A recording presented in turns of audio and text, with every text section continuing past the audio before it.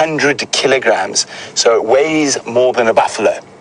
So incredible animals. Let's try it. There we go. There are other types of turtles, but they're the smaller ones.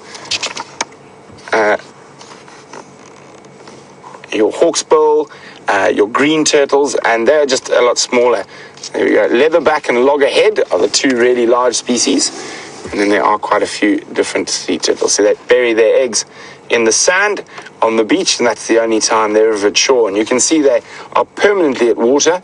They even have barnacles that live on their shells. But here we have to make do with terrapins and tortoises. So we've got a couple of different species of tortoise. Well, as in a couple, only two. We have the leopard tortoise, which we just showed you, and then obviously the Speaks hinged tortoise, which in this area have been known to cuddle a lion or two. By far the most common of the terrapins we have is the serrated hinged terrapin.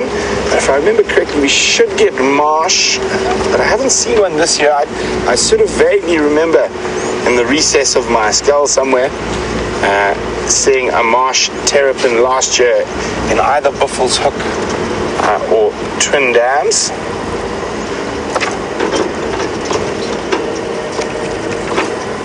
So we do get, that's right, we do get marsh terrapin, and I'm going to have a look because we have been seeing a lot of terrapins recently. So if we look at that marsh terrapin, it's got a far more robust sort of skull. Not skull, shell, and it's much flatter. The carapace isn't as rounded as the hinged terrapins. And you can see there's a hinged terrapin there. And you can actually see the little serrated edges on it. So that's the big difference. So now there's a big marsh terrapin, and you can see they're just a much bigger and more robust. But the shape of the skull is far more not symmetrical. What's the word I'm looking for, Dave? Rounded, as opposed to the hinged terrapins. And you can see they've got lovely little sort of angular and indentations that come up. You can just see how the shell shape's a bit different. So those are the two more common ones we get here.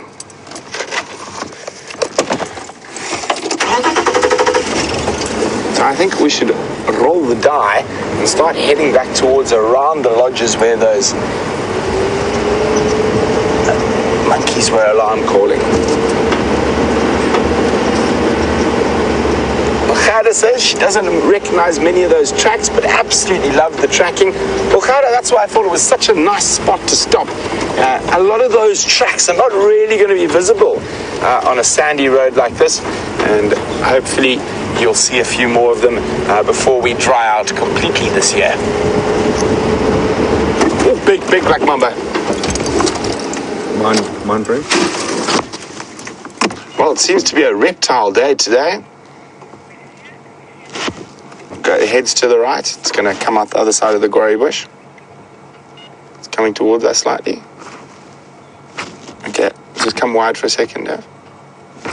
And go to the right a bit. Right. And then the head was about to pop out there unless it went down a hole. I'm just going to move my head so I can have a look. Oh, there it is. There's the head. Go right. Right there. Look, you can see that coffin-shaped head. Massive snake. This one's probably, I would have guessed, good 2 meters, maybe a bit more. Oh, look how chilled it is. Now, I know Jamie and Scott have had the most incredible black mamba sightings, and I've been very, very jealous. So now it's my turn.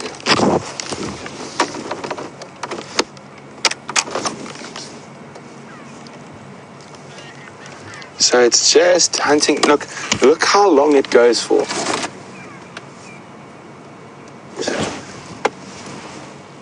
Wow. Dave, are you feeling a little bit scared? A little bit, yeah. I think that's a bit longer than I initially thought. Yeah, but definitely, it's over 2 meters. I just want to keep very still now. This is so relaxed, the snake. You can see the tail just disappearing, still going. Just want to see if it might possibly climb the tree or whether. Oh no, it's still coming out over there.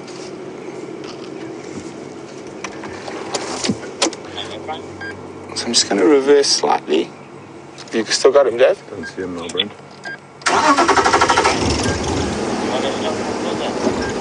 Okay, let's go. Slowly, slowly. I just saw his head pop up.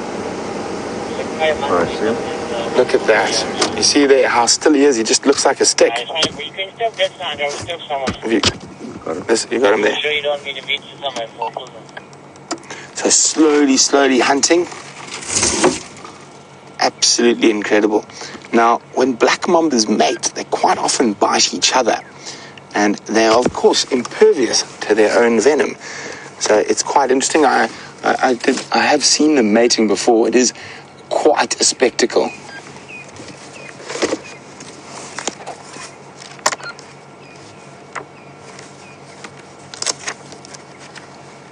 Okay, it's just there. His head is. You got him there. So I'm hoping it's going to move out. There's another open patch coming up. And you could see if there was any little bird around, there would be alarm calling. Our mambas are incredible hunters.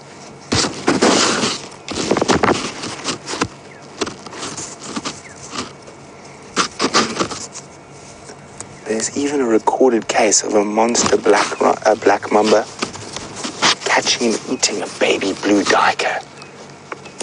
But scrub hares, one this size could probably take a scrub hare, squirrel,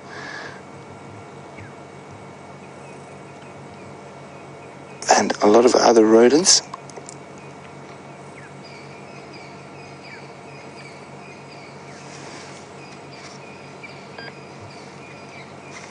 They're incredibly long-lived. Black behind that one. Is he going that way? 12 o'clock. But you're heading 12 o'clock away from us? Yes.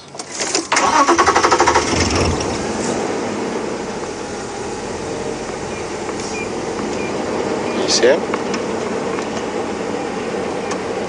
So we're just going to try and get another look at them.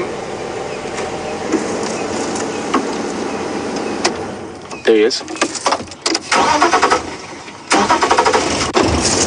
Okay, you see that very knobbly knob thorn? It's fallen down. Okay, just come wide. Just let me see where you are. There. A little bit to the left. See the body? Yep. Yeah. There we go. So Doodle says it's very cute how excited I am to have my turn with a big black mamba. Why, thank you, Doodle. Now, you can just see, I can't see the head now, but I can pretty much guess where it is. So if we come wide a bit, I'm going to get another view through here. So they're really active hunters. They move a lot while they're hunting. Okay, geez, this is going to be brilliant. Okay, Dave, just stay wide for me. Staying wide. Okay, so just zoom in slightly. You see that fallen branch there? Okay, go a little bit to the left. A little bit to the left. Okay, the head, sorry, just stay there. Okay, so the head starts there, and the body is over there. The end of the tail's over there. The head's over there, and the end of the tail's over there. That gives you any idea how large that is. Once he moves in, moves off, and we can't see him anymore. If you zoom in, I will go stand there to give you an idea. And here's probably still, you can see it's still thick. It's still the center of the body. And the head is already well off to the right here. See, there we go. If you follow the body, there's the head right there. Wow, this is a beautiful snake.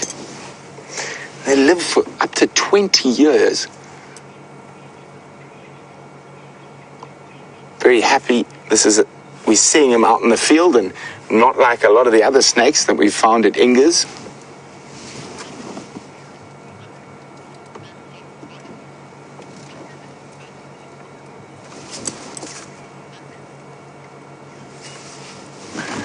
as I was just discussing, black mambas prefer mammal prey, any small rodent, mice.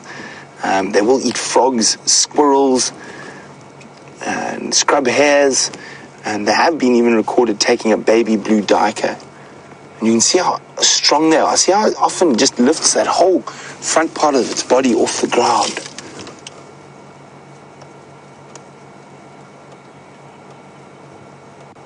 So I'm going to say probably 2 to 3, 2.5 to maybe even close on 3 meters. There we go. There we can see it's going. Maybe not 3 meters. I'm going to stick with 2.5 meters. You can see there. It's about to go into some really thick bush, but let's just enjoy this while we can.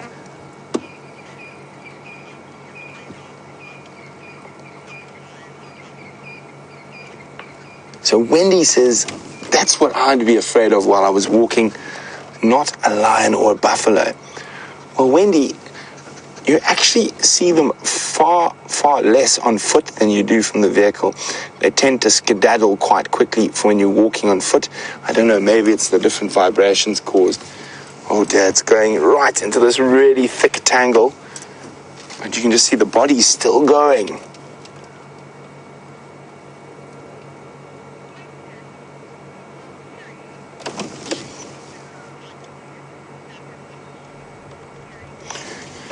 So Kerry was wondering, would a black mamba strike at me if I was walking? Very unlikely, Kerry. They prefer to get out of the way. First thing they would do is they normally raise up and spread a sort of little false hood. Actually, there's a perfect example of that. So they raise a part of their body up, spread a false hood like that. They've got a tiny little hood, not quite like the cobras, and that's a warning. And also, quite often, I don't know if there's a picture of it in this book, but they'll open, no, there isn't, they'll open their mouth. So the reason they get their name, the black mamba, is because the inside of their mouth is completely black.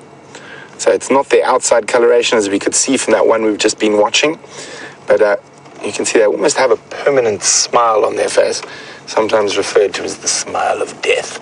But as I said, there are generally very, very few mamba bites that ever happen, and most of the bites, as in with all venomous snakes, are by people who are handling the venomous snakes. So guys who work in snake parks and places like that, those are the people who've been bitten, and they get bitten frequently because obviously they're picking up snakes on a daily basis.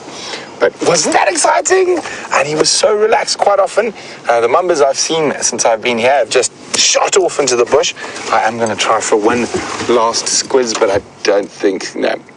That was very wishful thinking. It's gone right into this really a big fallen down thicket of knobthorn.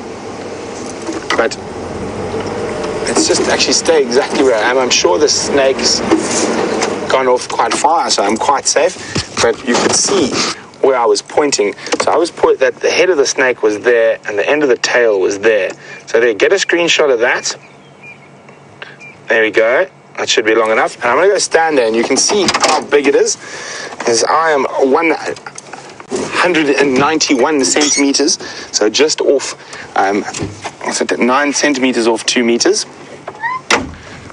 So I'm confident that snake would have been at least that much bigger than me.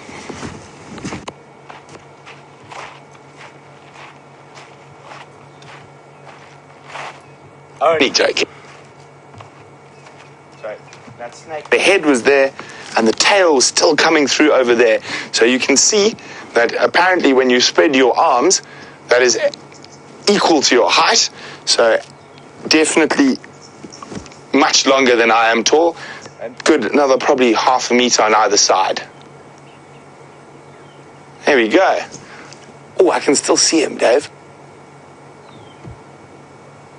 I think we might be able to get a view from the other side. Exciting stuff.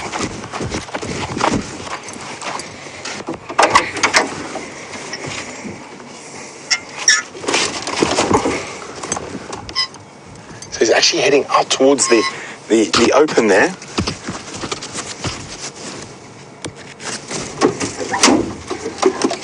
So another very interesting thing is black mambas will often share their sort of layers, which are most often termite mounds, and they will share those layers with other black mambas, and sometimes even with other species of snakes, other venomous snakes like the Mozambique spitting cobra.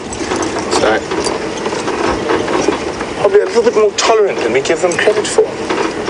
Okay, I could just see that heading towards this open patch of ground here. See if we look carefully, maybe we can spot it again. Okay, let's guide you in. Okay, so in that general area there, it's coming over that little hump towards this way. It might have changed direction while we moved around, but I think, is that it there? Okay, zoom right there. In. Is that the down? No, it's a stick. No, is that the body? Is that a stick? It's a stick. And a little bit to the left. So the last place I saw it was about center frame, or a little bit just left of center frame now.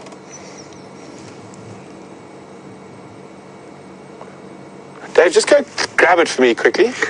No thanks. Okay, so I think we'll leave that snake be. It gave us such an incredible sighting. Wow. So happy to have seen a nice big black mamba.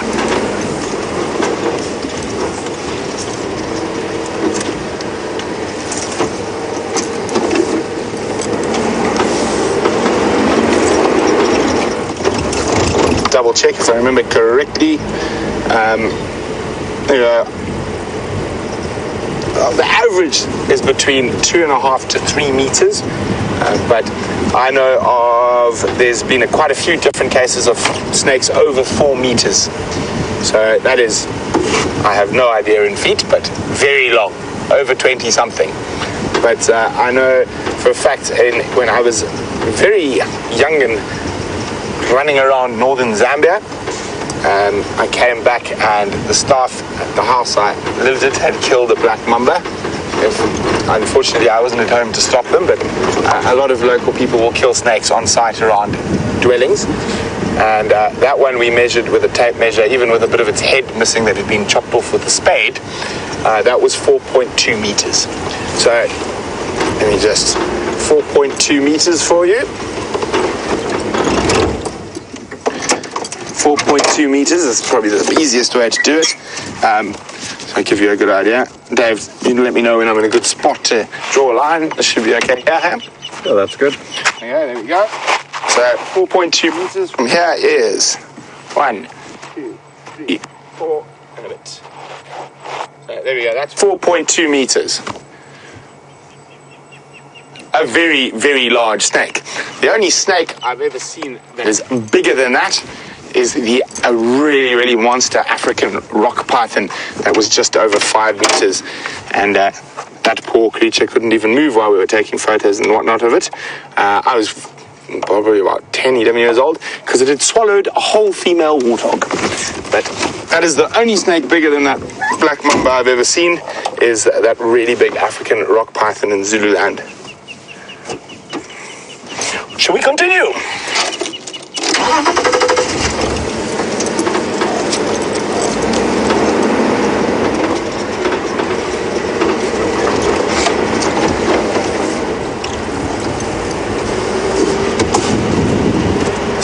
Matthew, who's 9 years old. How are you doing, Matt?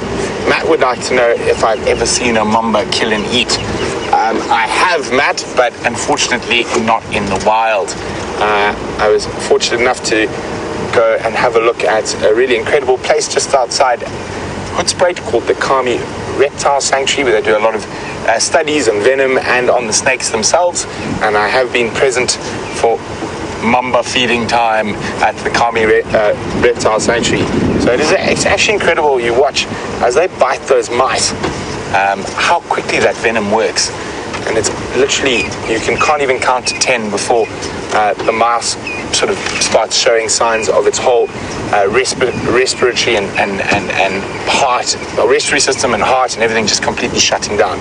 So really potent neurotoxic venom. But on a happier note than poor little mice being murdered by mambas, James has got some great grey pachyderms for you.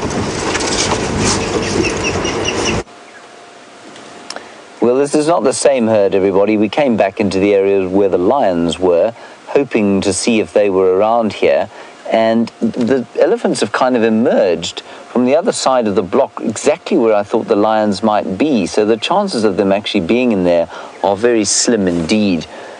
So I don't know what's happened. I've checked all these roads for tracks. Who knows? But what is interesting is that that elephant there is eating the string of stars, which have just sprung up. They're those little white flowers that you can see on the ground there, and she is devouring them with relish. That's amazing. You can see her being very selective about what she eats. And well, it'll be one of those quick fleeting glimpses, as they always are, and just very special that you got to spend so much time with it. I think that's phenomenal.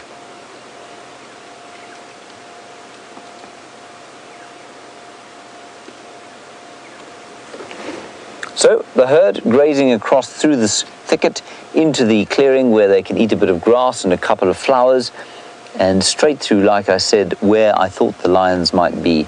And I mean, we would have heard these elephants going ballistic if they'd found those lions, and have started trumpeting and shouting and screaming, and I think it would have been pretty obvious what they were yelling at.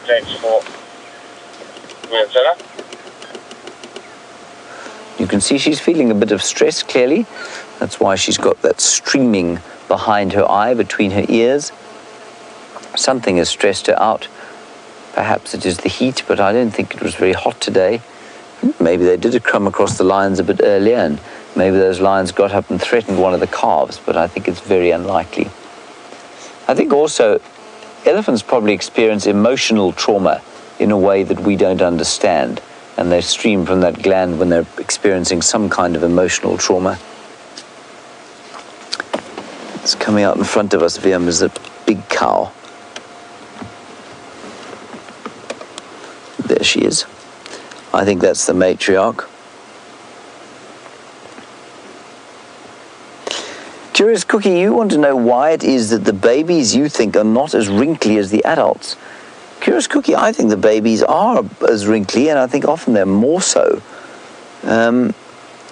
Maybe it's just a factor of something to do with the fact that they have less skin and so they look less wrinkly. Let's just look here. There's some others going to come across the road now with some youngsters, so let's look, Curious Cookie. Come on, elephants. Don't let me down. There's a big one. They're all high. There's a little one there. I suppose it does appear to have slightly less wrinkly skin. I have to agree with you there now. It must just be age, I suppose, but if you look carefully, it's not much less wrinkly. And maybe the constant bending and shuffling eventually renders the skin as wrinkly as that. We go a little bit closer.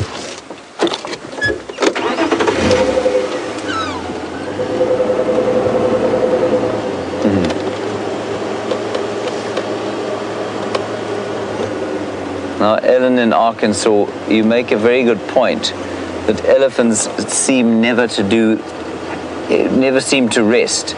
They're always eating or moving or playing or doing something, and your observation is that they never seem to rest. Ellen, it's not an incorrect observation. They do hardly ever seem to rest at all.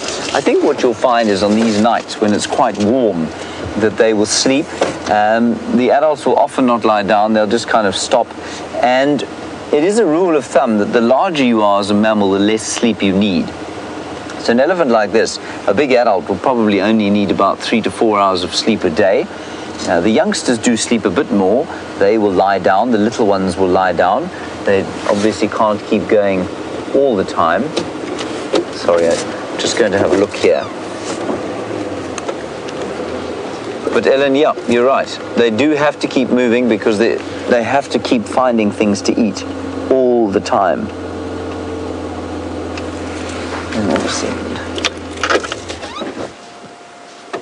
Sorry, I just saw something that looked a little bit like a lion's belly. can't see it now. Let me go a little bit forward. There. I'll be beyond impressed with myself.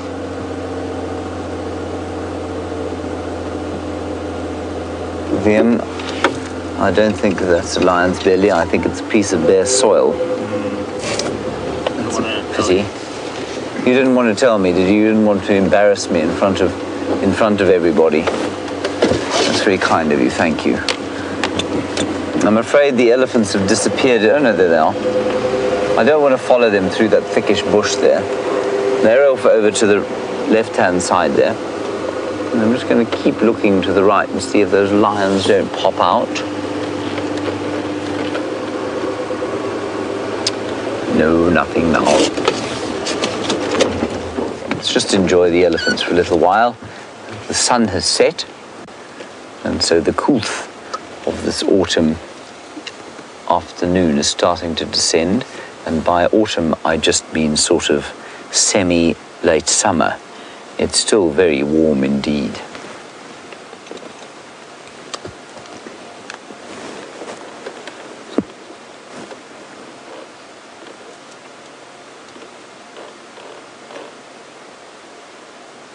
There is a little one there who is certainly less wrinkly than the rest. So, Curious Cookie, I'm going to take your point. I just don't know why they're that much less.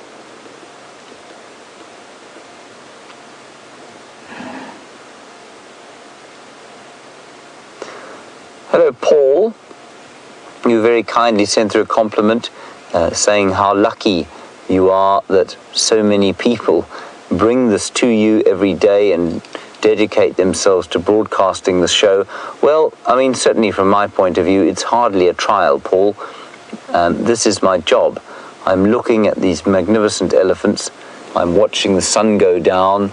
I get to spend time with my old pal, VM Dorenbrach, in one of the most magnificent wildlife and wilderness sanctuaries in the world. So, Paul, thank you very much for your kind compliments. The ladies in the final control, of course, sit in an air-conditioned office, which is not often the best thing for them, but they do a sterling job. And, of course, the technical team behind it all does a quite astonishingly impossible job. So thank you, Paul. I shall relay your thanks to all and sundry when we get back.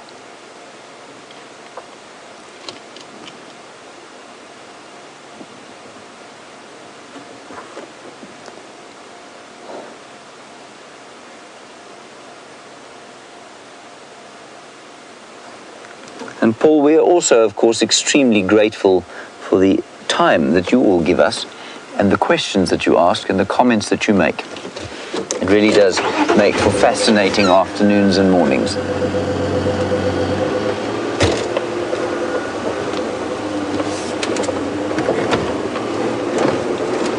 So let's go up this way. Maybe those lions changed a direction. Oh, such a lovely smell of elephant.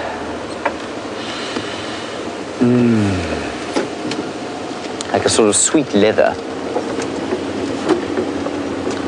Now, Aqua, while we get a last look at these elephants as they melt off into the thick bush here, you want to know if I think any of them remember the culling of the 80s and 90s. Now, just to reiterate or perhaps introduce the concept to some of you, the Kruger National Park for many, many years felt that they should maintain the numbers in the park at 15,000, which meant that they were shooting about 900 elephants a year.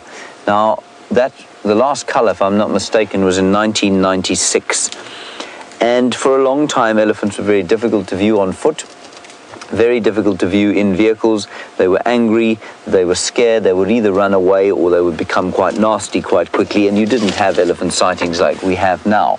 Now, I mean, the logic of the culling exercise is so profoundly without sense that I won't go into it now. But to say to you that, yes, they did remember. I think many of those elephants have calmed down, but when I started guiding in 2000, 4 years after the last cull, you couldn't view elephants like this. If an elephant walked out of the bush like this one is here, you would never just sit here. You would always try and get into a position where you could turn around, and if you had to move, you moved away forwards. You would never just let them walk across the front of you like this. You'd never park in the middle of a herd. And slowly over the years, they've begun to trust us a bit more. And so hopefully that will continue. Nice question, that. Thank you. Yeah, you didn't used to view elephants like this 15 years ago. I imagine a lot of those older animals are now passed on, or slowly they've learned to trust us again.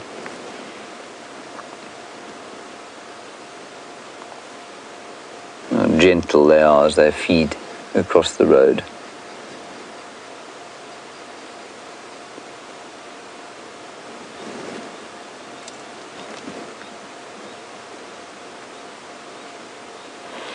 Lael in Washington, you want to know if an elephant will ever try and suckle with its trunk. Lael, no, I don't believe they will. I think they will always use their mouths. I think it's almost impossible for them to attach the trunk to the teat there, and so they will always use their mouths, which are specifically designed, of course, for suckling on those what we call inguinal mammae, the two mammary glands in between the front legs, which I think gives elephants the most humanoid kind of appearance. It's always slightly jarring to me.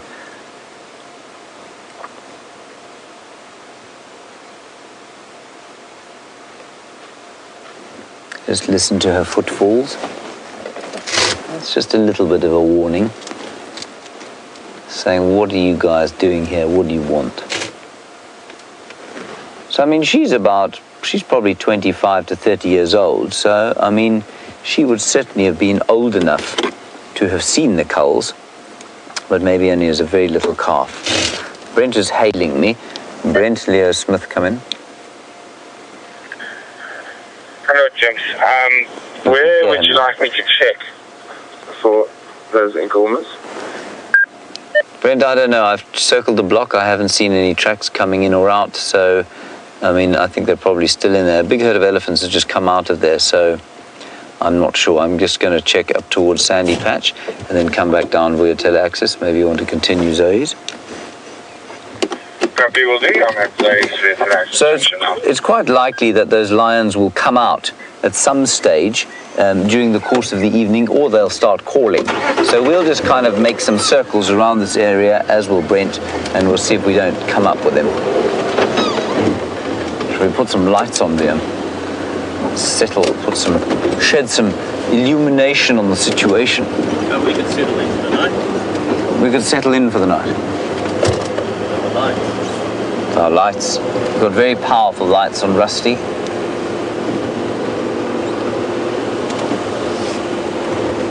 So the cull is quite an interesting thing, and there's quite a lot of suspicion. In fact, I don't even think it's suspicion, that the apartheid government of the time was involved in it, and what the so-called culling exercise was simply an excuse for the government to harvest ivory and sell it on to illegal markets. And that's quite I think there are a few publications being written about that. And of course, when you hear things like that, you wonder how much governments are involved in things like rhino poaching.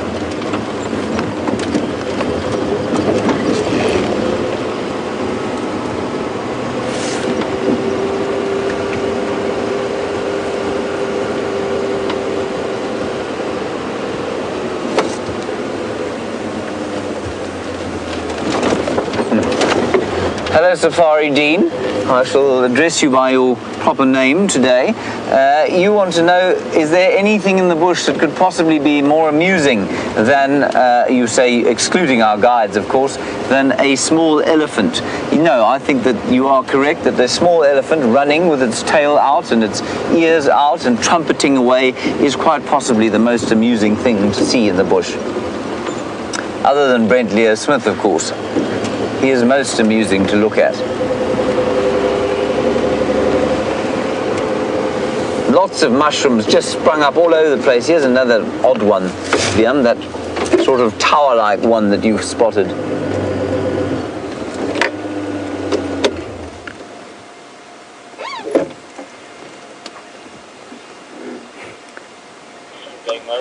Now, I really get upset when I hear things like this. Vizd Sword. Just go again with that name, Louise. Thank you. Copy.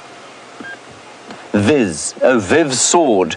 Right, Viv Sword. You have said that you've asked a stupid question. You have not asked a stupid question. You want to know what culling is.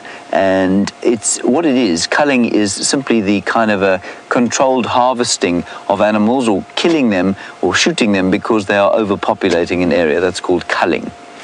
It's not a stupid question in the slightest. I'm going to collect one of these things to show it to you because I think they look so remarkable. There are lots of them around. Fear not. Harvesting the odd mushroom is not going to harm the ecology.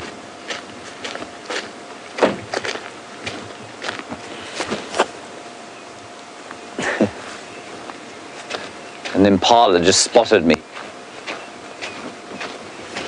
So here it is. And Jeffrey, I don't know, would you eat this one? You spoke about the other white one being fairly edible, probably. This one certainly smells edible-ish. Looks very fleshy. I mean, I must say it looks rather delicious. Quite nice, some butter and garlic, wouldn't it? It'd be nice if it's deep fried with chocolate on it. Deep fried with chocolate on it. Deep fried with chocolate. Have you really had a deep fried mushroom with chocolate on it? No. No. There's a reason you haven't had a deep fried mushroom with chocolate on it, VM, and that's because it would be disgusting. Deep fried with chocolate. We're going to try it tonight. We are not going to try anything tonight. You might be trying it.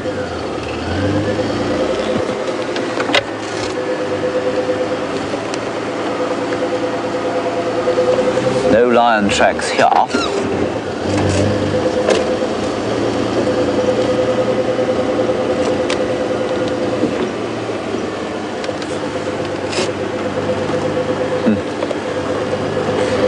Hello, Gracie. Aged just 8, or 8.5 now, I imagine. Gracie, you say you'd like to apologize on behalf of humanity for killing the animals, because we should never kill animals and it makes you cry a lot. Well, Gracie, I don't think you were the only one, and half the reason they stopped doing it, you know, is because people got so cross, and the government eventually then stopped culling those elephants. So you're not the only one who got upset by it. And especially when there's greed involved, well, yes, it's just inexcusable and very horrible. But sometimes, Gracie, it is necessary, especially if you're on a very small reserve, say, and you've got thousands of impala and you can't sell them and you can't get rid of them. Sometimes it's necessary to do a bit of a cull, simply because if you don't, then all the other animals are going to suffer. So it is a very difficult one to think about, but certainly as far as the elephants go, I don't believe that it was necessary. All right, let's go and get an update from Brent, see what his plans are for the short night drive. We're going to continue down this main access road now and see if there aren't any other tracks.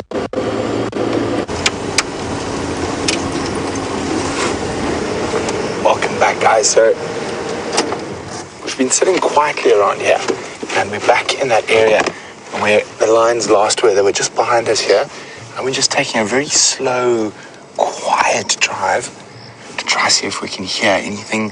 Hopefully they get moving, and if we're even more lucky, we might bump them. It is absolutely still at the moment. Hardly even a bird call.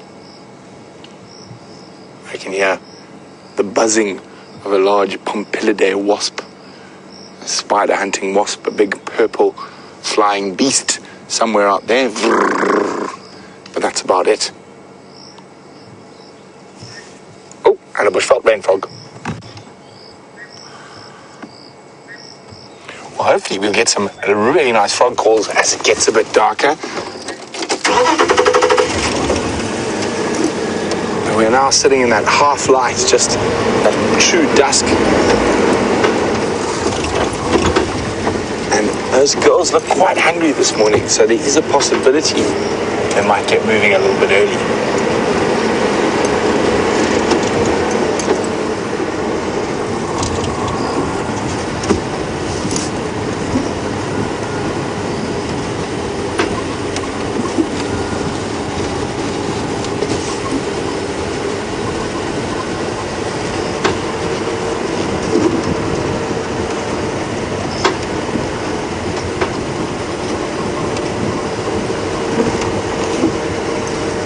So Mike in Florida says he'd love to volunteer in Africa. And he says, sure, it's not that easy for an American to just up and leave and not knowing exactly where to go. Now, Mike, there's various different volunteer programs running all over the place. And I have not spent much time in the volunteering industry.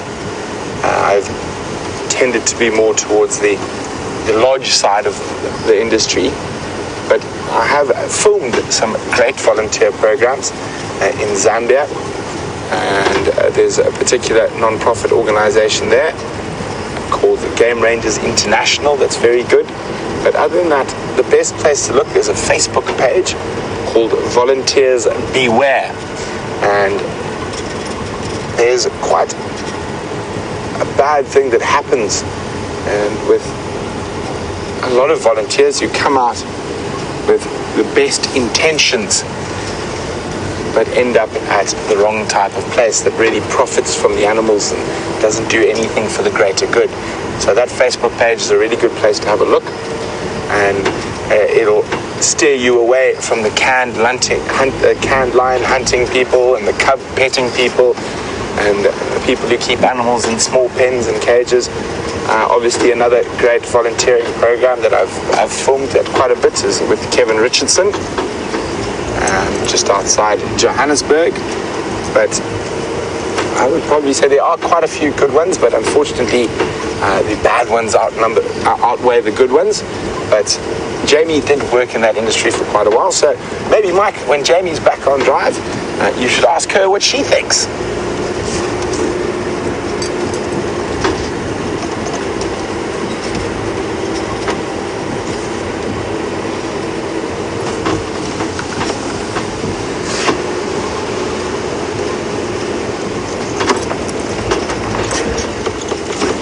Ravi in New York would like to know what expected or unexpected life lessons I've learned from being out in the bush. Well, I think one of the most important ones that came to be very important today, well, not to me personally, but to Mr. Hendry, was always empty your shoe. Always empty your shoe upside down before you put it on. Now, there's a couple of reasons. So, one, and quite often a lot of toad species like to crawl and hide in your shoe, but also, and they're not so bad, they just give you one hell of a fright. But the one that's a little bit more serious if it's in your shoe, and James actually had one in his shoe today. He had a little bark scorpion. Fortunately, not a very venomous one, and fortunately he did not put his shoe, as with most people in the bush, hold your boot. Oh, we've had a light malfunction. There we go, it's back. Hold your shoe empty. That's why I choose to wear sandals, and I can always see what's in them. But in winter months, I always empty my boots before popping them on. And probably say on the sort of greatest grand life scale of things, something that I'm quite well known for not having too much of outside of the bush is patience. And a lot of people who know me find it absolutely incredible that I'm incredibly patient with animals, and I'll happily spend 2 days waiting for lions to make a kill. But outside of the bush, patience is not one of my virtues, so I do try to remember that. And I'd probably say I'm a lot more patient person because of living and being in the bush, and realizing that everything's not always a race. And Final Control says, if I hadn't been in the bush, they'd been very, very scared.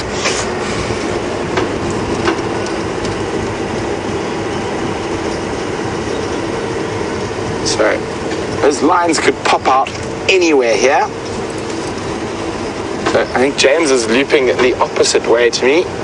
He's going around to see if they pop out on the other side. We're about to approach Impala Plains now, and I plan to just switch off the car again and just keep quiet for a little bit and see if we might be able to pick up any sounds.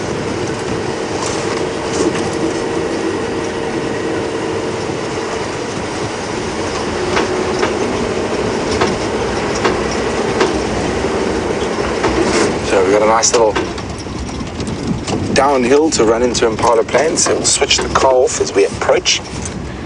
So Dave, fingers crossed, Nkuhuma Lionesses appearing onto the clearing.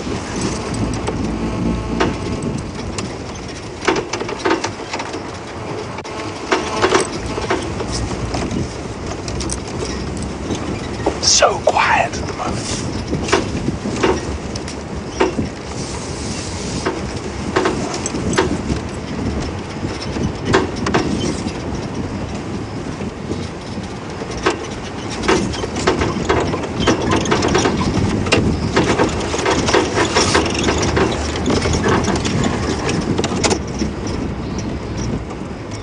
So we're just going to keep really quiet, just for a little bit.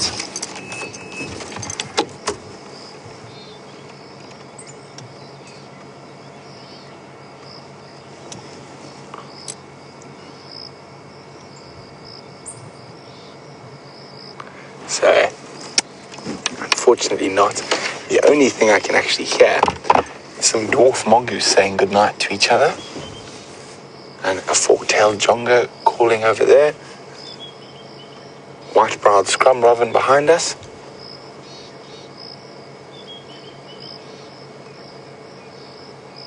Wouldn't it be wonderful if those ladies just started at the evening as they did the morning?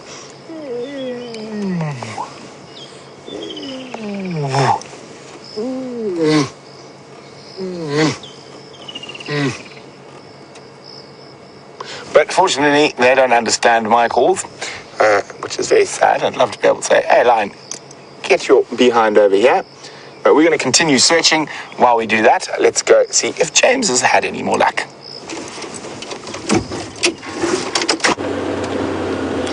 Well, there's a little kingfisher, everybody, and I know that we shouldn't really shine on kingfishers, but they are going home soon, so we're just going to wash him in light a little bit and look at his magnificent halcyon blue colors as he flies off into the night.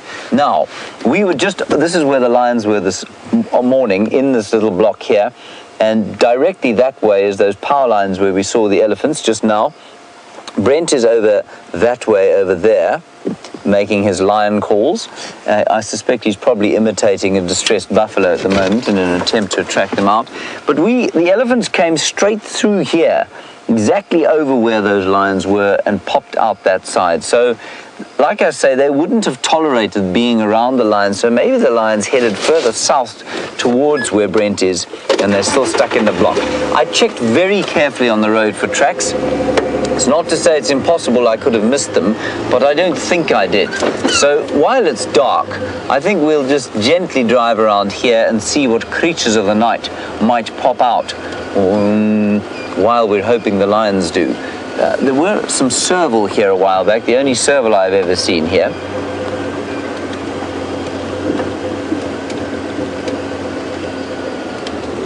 Oh, Ravi, you're really cutting to the core.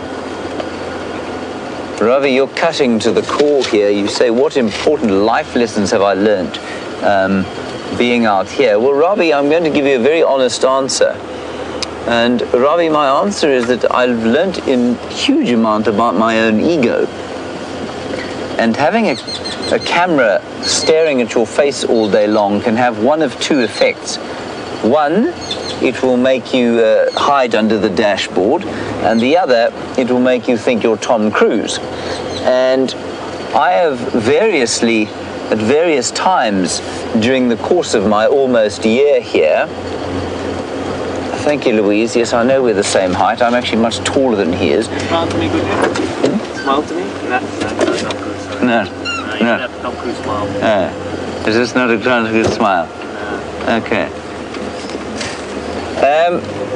But what I mean by that is that you can very quickly get away with yourself and think that you are a very special human being simply because there's a camera pointed on you.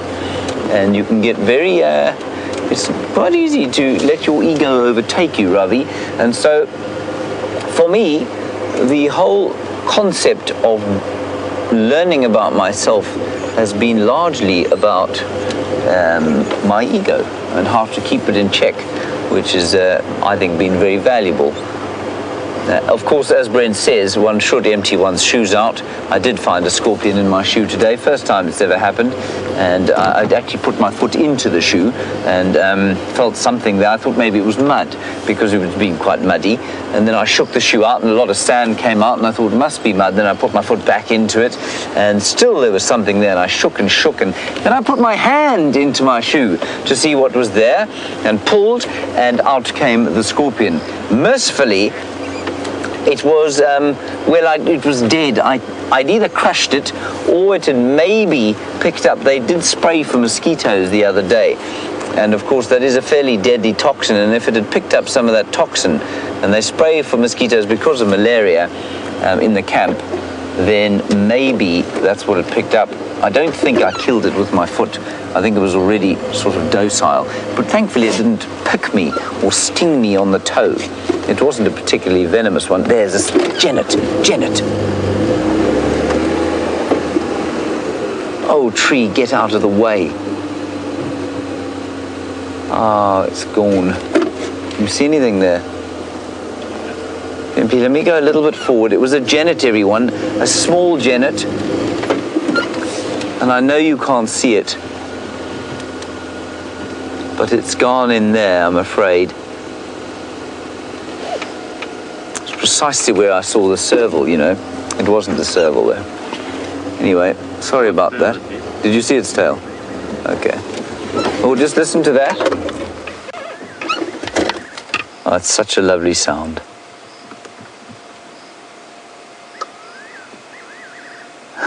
The litany bird.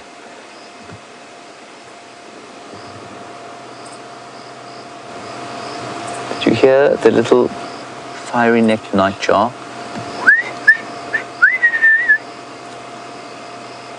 That's not the fiery-necked nightjar, everybody. That is the evening star. It isn't a star, of course. It's a planet.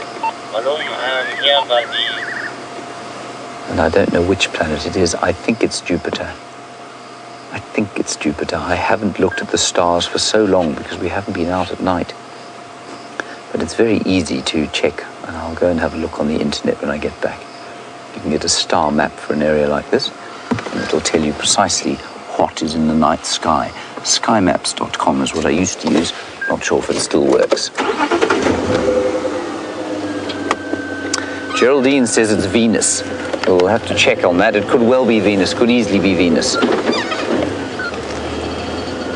Geraldine, what is the source of your information?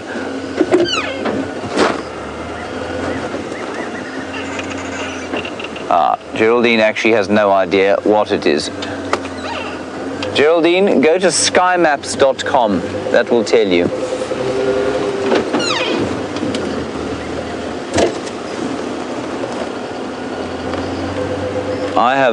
I used to have a very nice app on my phone, and it was amazing. I'm sure you can still get it. You hold the phone over your head and move it, virtual reality style, and wherever you happen to be pointing, and as long as the phone is orientated. Oh, Brent's got the lines. Let's go and see. So, perseverance pays off. I've got one of the girls here. I'm just going to call James now so he can probably come join us. So I don't think he's too far away. Oh, lying down. So where are the others? I had a sneaky suspicion they want to pop out around here. Just trying to see. Ah, there they are. Hello, kitties. One. So there we go. There's one. I'm going to go up there. Two over there. We're going to go to the left. 3, 4. It's just, sorry, I just need to move this light. Oh, sorry, Gertie. I moved a bit quickly there for her. Try and reach over just to move the spotlight. Oh, you're going to lie down now. Here we go. Let's just reverse slightly. Sorry, madam. Well, it looks like one of the other lionesses is going to come and join her for a bit of a greeting session. How's that, Dave? Enough light? Or do you want spotlight? There you go. You can see the other lioness. James. Oops.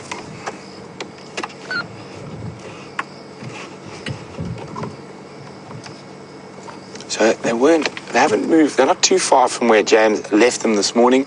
I think that herd of elephants might have chased them. That's why they weren't in the exact same spot. The station's located in Nkuhuma, Ngala, on the power lines close to the junction with Impala Road.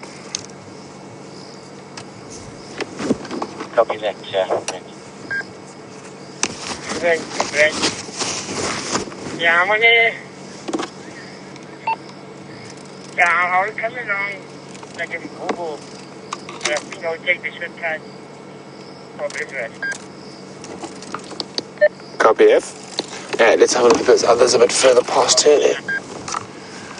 So there she is.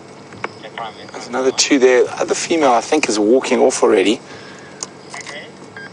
Hello, big girl.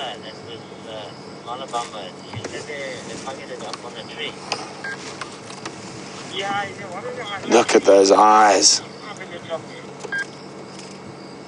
The tree, as you get into the sighting, It's there. It almost seems to go straight through your very being. And lifting her nose there, just sniffing the air.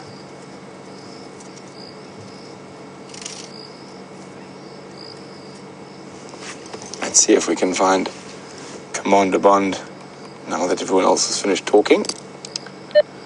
Jumps.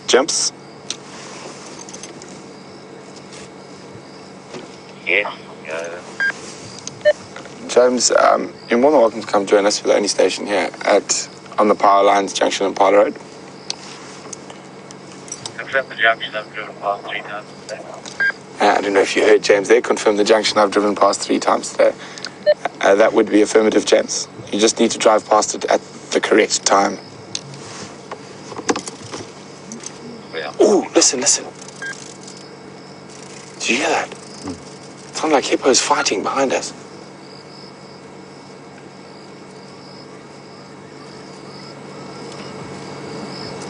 Just heard that of hippos fighting. Didn't seem to get the lion's attention much.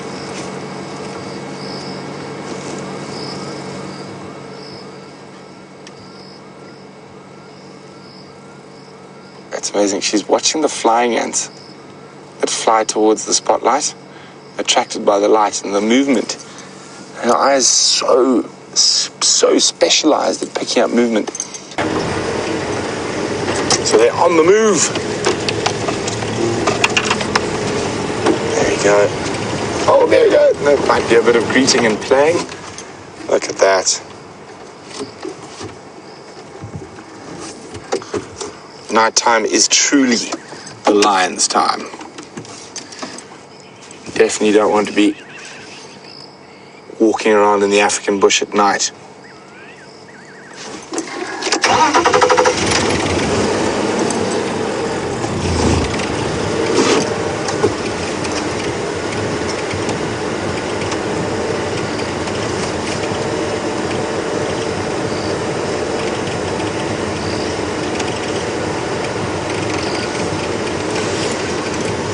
Gracie. Gracie's 8 years old, and Gracie says she thinks it's really nice that the lions have started and stopped fighting with each other all the time and just being nice to each other now. And I think they decided love was better than fighting. Well, I think, Gracie, the Birminghams and the Nkuhumas are definitely in love now. So until there's any new boys, I think everything's going to be okay for a while.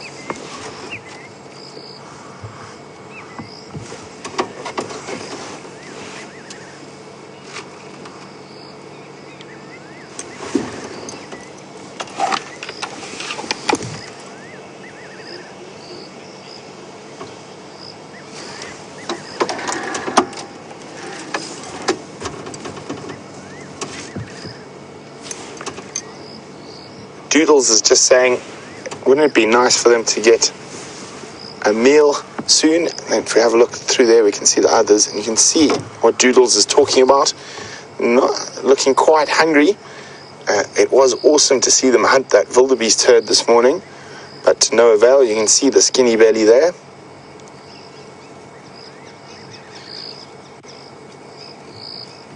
Oh, and flop down. So I can see 3. I wonder where the 4th one disappeared to. I'm sure she's not too far away somewhere, lying about. And the lights up ahead there, you can see Jimps arriving to come say hello to the lions who have evaded him all sunset safari. See, I can't turn off the light. There he is, lurking in the shadows, as Final Control says. Hi, guys. Here we go. There's the 4th lioness. She just popped up right next to us. Hopefully, they're going to walk right next to James. And if they do that, we're going to jump across to James's camera, because that is going to be amazing.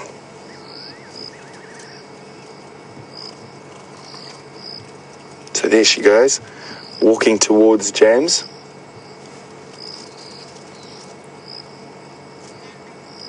Okay, so we're going to jump onto James's car so he can talk to you about how amazing this lion is walking straight towards him, and of course his frustrations in not being able to find lions. Beautiful, everybody, in the backlight there. Beautiful in the backlight, and the little termites flying around shining. This lioness is about to walk not more than 2 feet from the back of the car.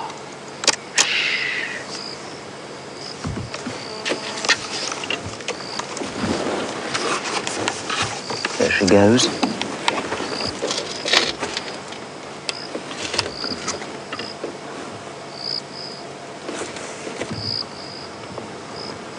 Here comes the other one. Yeah. I'll put the lights on.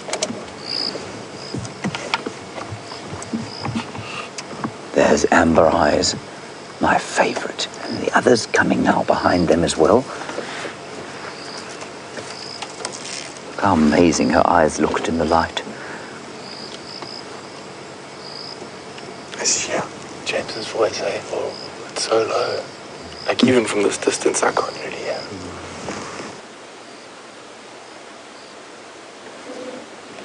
So they're now heading west, of course, possibly towards Simbambili.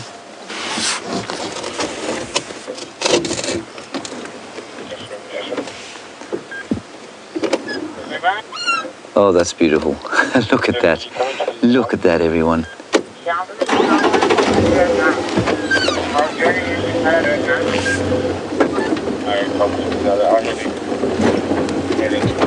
Let me just put some decent lighting on. Let's go around on the road and we'll probably get them walking down the road. Let's go back across to Brent. I'll stay with these ones.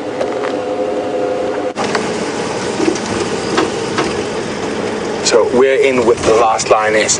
Just imagine that we're part of the pride heading out on tonight's hunt.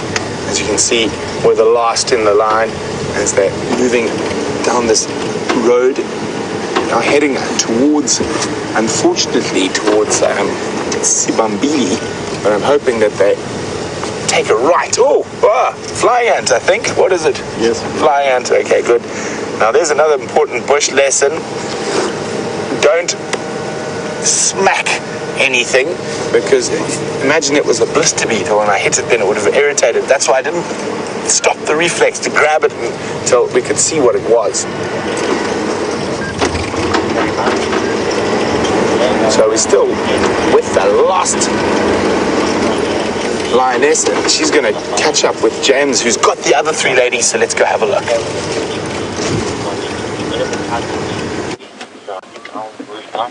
Now, excuse the slightly strange picture, everybody, but it looks like this lioness is going to come right behind us. There she is.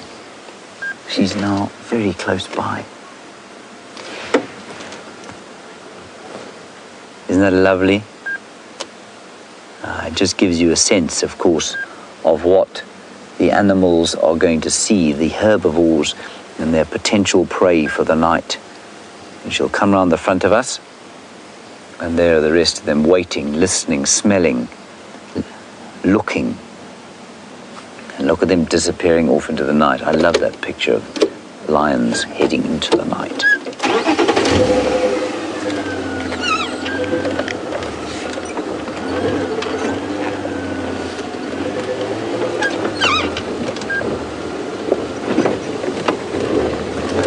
Hello, Big Dave in Florida. Very valid question. Why can we light up the lions at night but not the hyenas? It's not that we don't light up hyenas, Big Dave, it's we don't light up baby hyenas. We wouldn't light up lion cubs either. And that's simply because the light, we don't want to affect a young animal whose eyes haven't fully matured. And also, lights can sometimes attract things like hyenas. And obviously these lions are under no threat from hyenas at all, but young lion cubs would be, leopard cubs would be, and so that's the reason, Dave. If there were just hyena adults, we would absolutely light them up.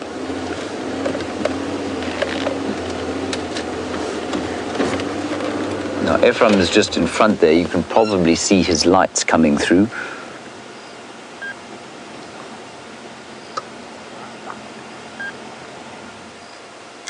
Hello, Tom. Tom, you're in Dallas, and you want to know why it is that lions, as you say, see us as prey at night, but not during the day. It's not so much that they see us as prey during the night, it's the fact that they can tell that we are of no threat at night. We bumble around, we can very clearly not see what's going on, and they are, of course, in turn, very confident during the night time. And so that's why they're a little bit more dangerous at night, or potentially dangerous.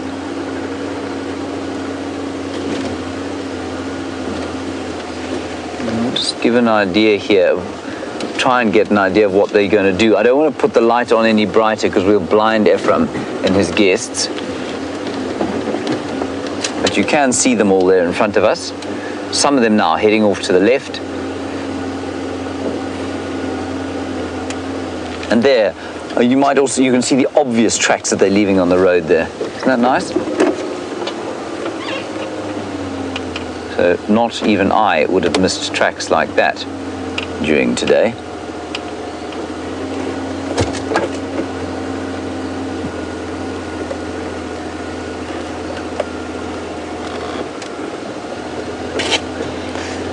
Very nicely pointed out by Louise here. She says one of the things that Renius taught us was that you can, Renius was teaching us the tracking, and Brent was talking about him earlier.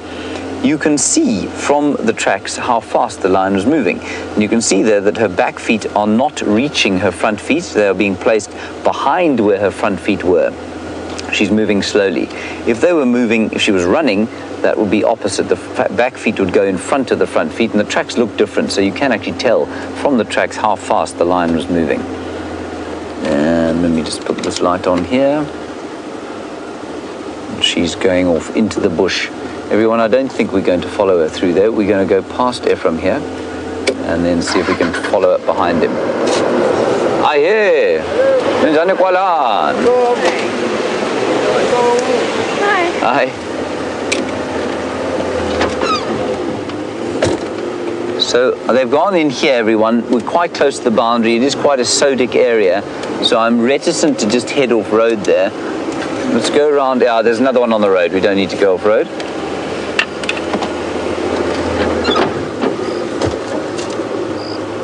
Just walking silently into the night. The rest will have fanned out because they will be looking for something to eat. We had a question this morning about whether that is some kind of communication that takes place, or is it instinctual.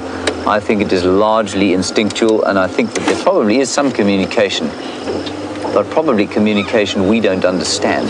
Now this one's fanned off into the right here. Oh, she's hiding behind a bush. You see this? Sorry, she's hiding behind the bush there. I don't want to turn the lights on. She spotted something. Isn't that clever?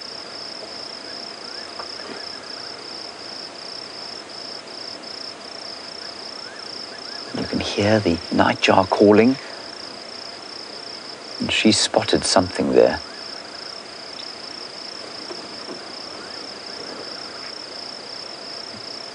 I love the way she snuck in behind that bush to hide. She's looking towards where her sisters went.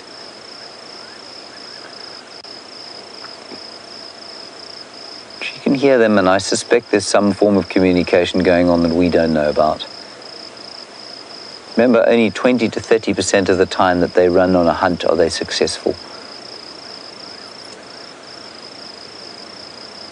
Ah, here we go. She's moving now.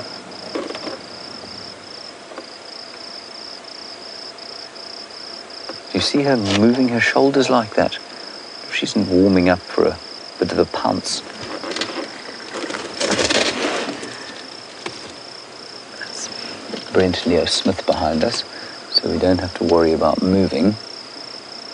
Oh, Brent's got another lioness. Let's go across to him.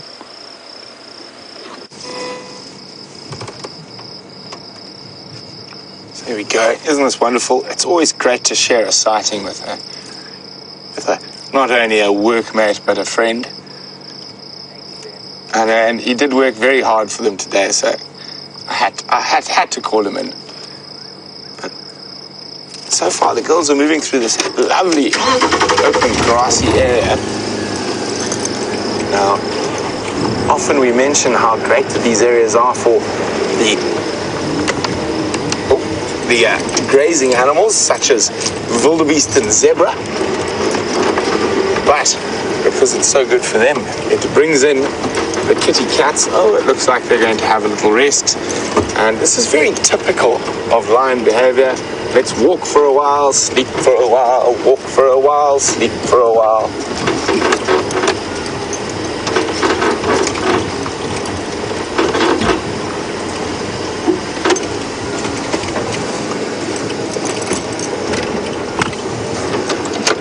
She's up on the move again. Oh, look at those. They're absolutely magnificent animals. Oh, she's seen something. Sorry, I might just watching her body language change slightly.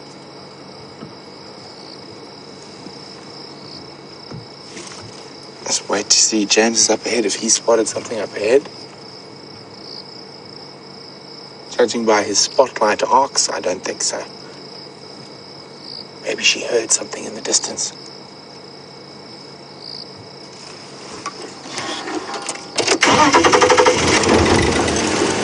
Just to pop around this pesky weeping wattle.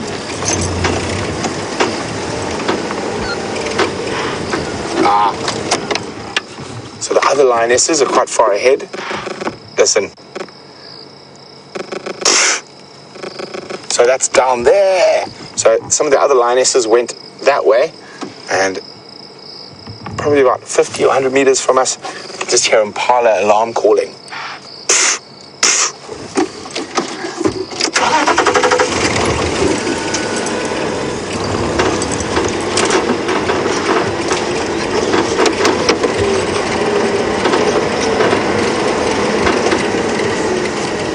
You can see they changed their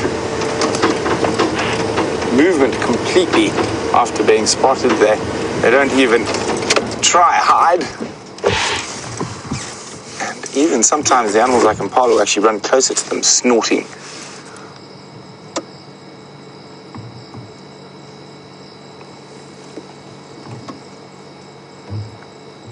So this wasn't the lioness that got spotted. There's another one further to the west.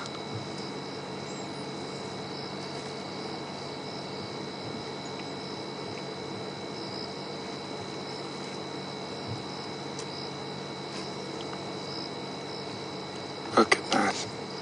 Disappearing behind that guarri bush and reappearing.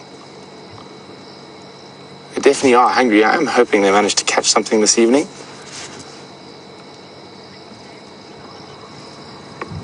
Well, as our lioness disappears, let's go look at one of the other ladies with James.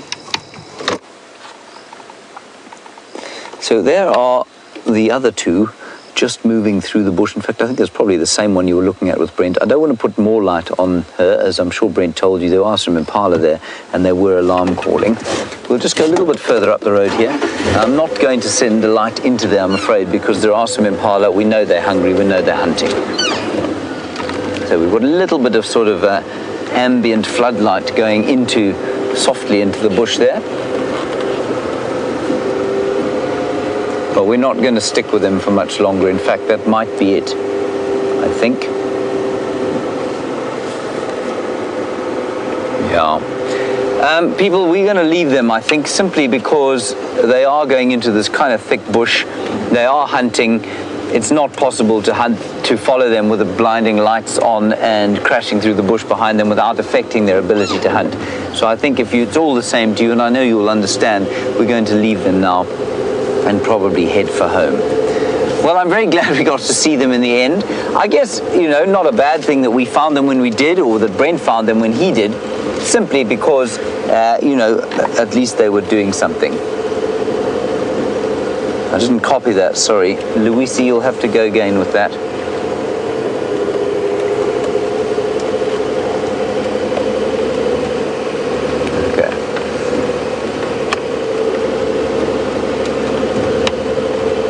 Yes, and Debbie, you're absolutely right. We began the day and ended the day with beautiful lions, the 4 beautiful Nkuhuma lionesses.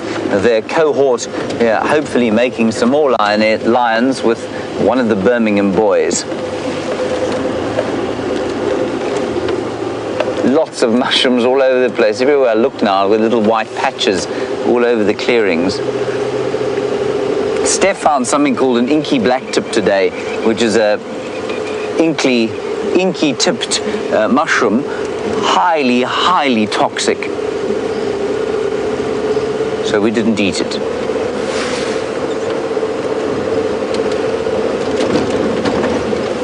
I suppose I should be spotlighting things.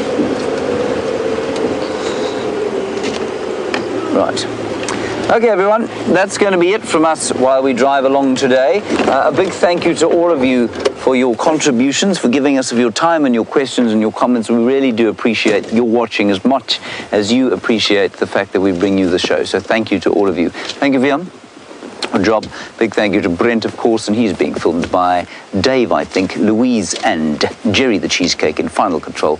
We'll see you tomorrow at 05:30. Bye-bye.